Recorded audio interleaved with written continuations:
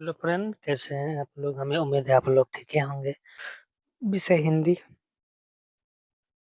आज पहला चैप्टर पढ़ेंगे, जिस चैप्टर का नाम है बातचीत। ठीक है।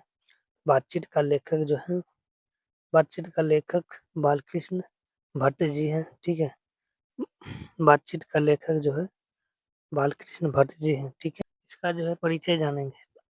इस आज की इस वीडियो में जानेंगे लेखक का परिचय। ठीक है। लेखक का लेखक का परिचय। ठीक है। लेखक का परिचय जानेंगे, तो चलिए जानते हैं। ठीक है। तो बातचीत जो है, बातचीत एक निबंध है। ठीक है। बातचीत जो है निबंध है, उसके लेखक बालकृष्ण भट्ट जी हैं। ठीक है। जिनका जन्म 23 जून 1844 ईस्वी को हुआ था। बालकृष्ण भट्ट जी का जन्म जो है 23 जून 1844 ईस्वी को हुआ था, और इसका निधन 20 जुलाई 1914 ईस्वी को हुआ था। ठीक है। इसका जन्म जो है 23 जून 1844 को, और निधन 20 जुलाई 1914 ईस्वी को हुआ था। ठीक है। इसका जन्म जो है इलाहाबाद उत्तर प्रदेश में हुआ था। ठीक है। इलाहाबाद उत्तर प्रदेश के इलाहाबाद में हुआ था। ठीक। इसके माता जी का नाम पार्वती देवी था, और इसके पिताजी का नाम बेनी प्रसाद भट्ट जी थे। ठीक है। इसके पिताजी का नाम बेनी प्रसाद भट्ट जी थे। इसके पिताजी जो है एक व्यापारी थे। इसके पिताजी एक व्यापारी थे। ठीक है। इसके माता जी जो है एक सुसंस्कृत महिला थी। ठीक है। मतलब सुसंस्कृत का मतलब हो गया कि संस्कारी महिला थी। ठीक है। जो जिन्होंने बालकृष्ण भट्ट जी को पढ़ने के मन में रुचि और लालसा दिखाई। ठीक है। लालसा जगाई उसी। ठीक है। तो आपसे ये क्वेश्चन पूछ देगा एग्जाम में कि बालकृष्ण भट्ट जी को पढ़ाई में रुचि एवं लालसा किसने जगाई? तो इसका आंसर हो जाएगा उसकी माता जी ने। ठीक है। उसकी माता जी ने जो है उसकी पढ़ाई में रुचि और लालसा जगाई। ठीक है। कि बेटा पढ़ो, पढ़ेगा तब अच्छा आदमी बनेगा। ठीक है। तो उन्होंने ही उसको अध्ययन की रुचि एवं लालसा जगाई। ठीक है। मोटी हो जाएगी फिर रे ना। ठीक है। तो बालकृष्ण भट्ट जी का शिक्षा जो है प्रारंभ में उन्होंने संस्कृत का अध्ययन किया, और उसके बाद 1867 में प्रयाग के मिशन स्कूल से एंट्रेंस की परीक्षा दी। ठीक है। उन्होंने जो है प्रयाग के मिशन स्कूल से एंट्रेंस की परीक्षा दी थी। ठीक है।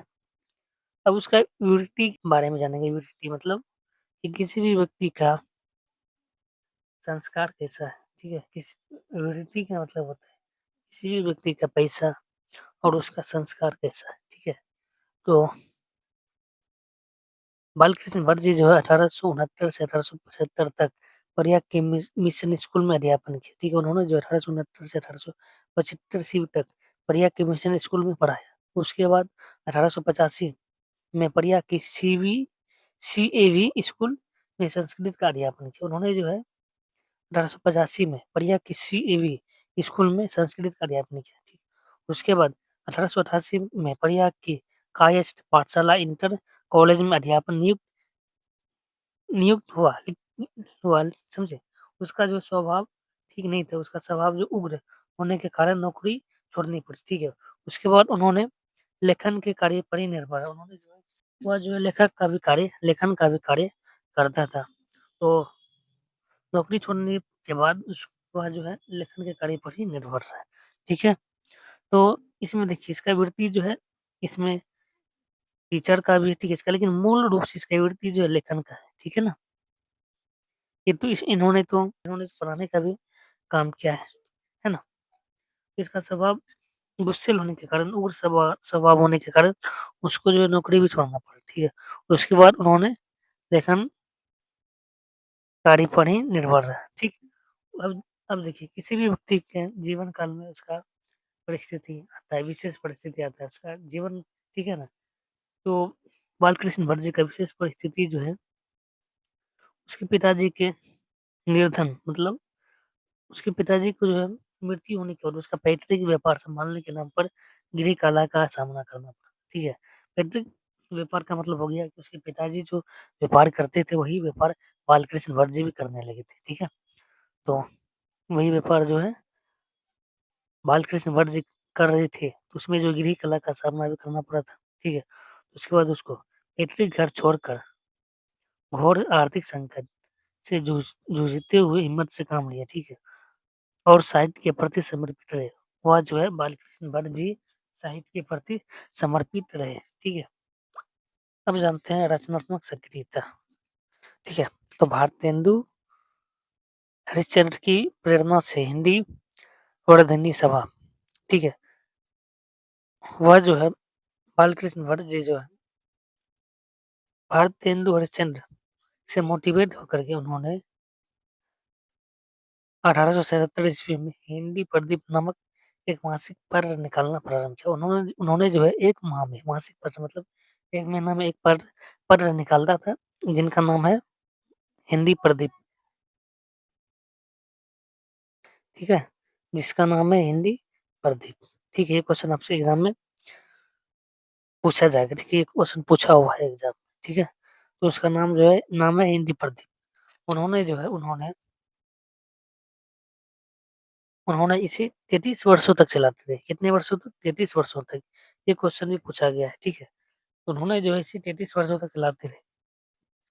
इसमें नियमित रूप से सामाजिक, साहित्य, नैतिक, राजनीतिक विषयों पर निबंध लिखते रहे। उन्होंने जो है इसमें नियमित रूप से सामाजिक, साहित्य, नैतिक, राजनीतिक विषयों पर निबंध लिखते रहे। ठीक है, 1881 में वेदों की युक्तिपूर्ण समीक्षा की। उन्होंने जो है 1881 ईस्वी में वेदों की युक्तिपूर्ण समीक्षा की। ठीक है, 1886 में लाला श्रीनिवास दास के संयोगिता स्वयंवर की कठोर आलोचना की। ठीक है, उन्होंने जो है 1888 में लाला श्रीनिवास दास के संयोगिता स्वयंवर की कठोर आलोचना की।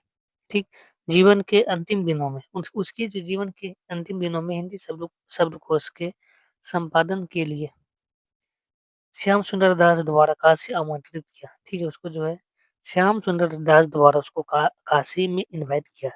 ठीक है, उसका जो है किंतु मतलब लेकिन उनका अच्छा स्वभाव व्यवहार न होने पर वो अलग हो गए। किंतु अच्छा व्यवहार न होने पर अलग हो गए। ठीक है, अब जानते हैं बालकृष्ण भट्ट जी का रचना है। उन्होंने रचना सब क्या किया? उन्होंने पहला उपन्यास रचना की।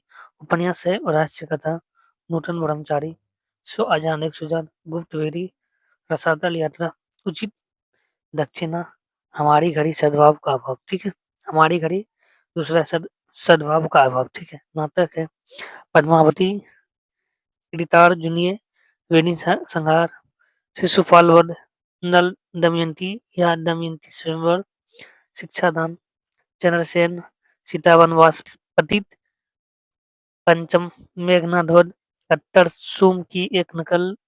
ठीक है, भारत जननी, भारतवर्ष और कली, दो दूरदेशी, एक रोगी और एक वैद्य, एक रेल का विकट खेल। ठीक है, बाल विवाह, ये सब जो है उन्होंने नाटक लिखा है। ठीक है, उसके बाद प्रश्न है जैसा काम वैसा परिणाम। ठीक है, नई रोशनी का विष, आचार विडम्बन इत्यादि ये सब। उन्होंने जो है निबंध 1000 के आसपास लिखा है। बालकृष्ण भट्ट जी 1000 के आसपास निबंध लिखे हैं, जिनमें से 100 से ऊपर महत्वपूर्ण है। ठीक है, जिनमें जो है 100 से ऊपर महत्वपूर्ण है।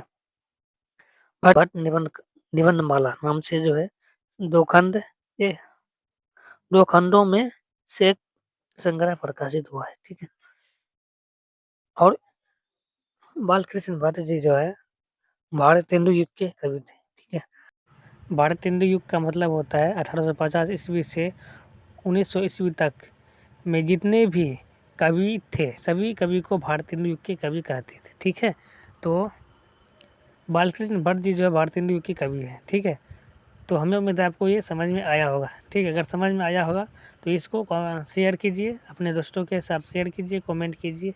ठीक है, थैंक यू।